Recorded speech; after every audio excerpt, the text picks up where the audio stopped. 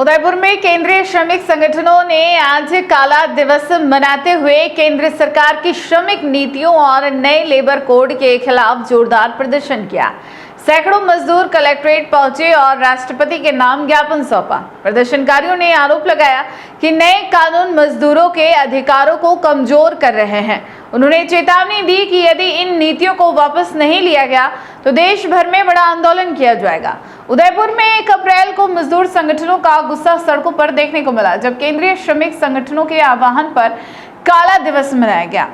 समन्वय समिति के संयोजक PS खींची और सह संयोजक मोहनलाल सियाल के नेतृत्व में विभिन्न श्रमिक संगठनों के सैकड़ों कार्यकर्ता कलेक्ट्रेट पहुंचे और केंद्र सरकार की श्रमिक नीतियों के खिलाफ प्रदर्शन किया।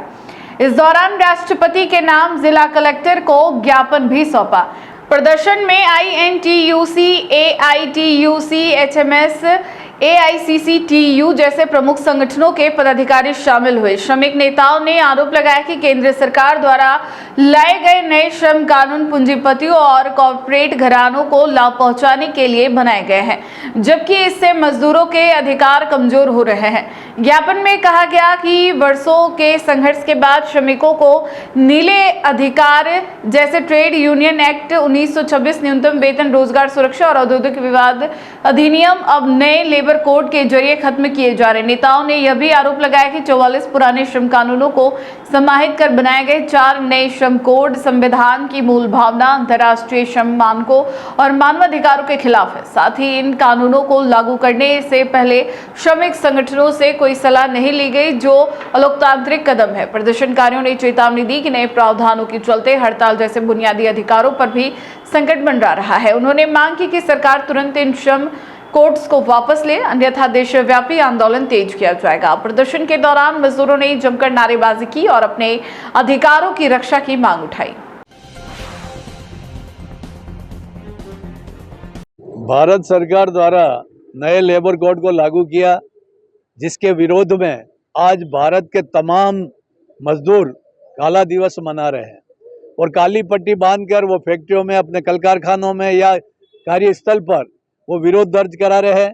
और इसी श्रृंखला में हम उदयपुर जिला कलेक्ट्रेट के बाहर ये सारे ट्रेड यूनियन के लीडर्स यहाँ उपस्थित हुए काली पट्टी बांधकर, और राष्ट्रपति के नाम से ज्ञापन हमने जिला कलेक्ट्रेट के माध्यम से दिल्ली पहुँचाने का निवेदन किया है। हमारा मुख्य सरकार से ये मांग है कि ये काले कानून जो बनाए हैं ये मजदूरों को स्वीकार नहीं है।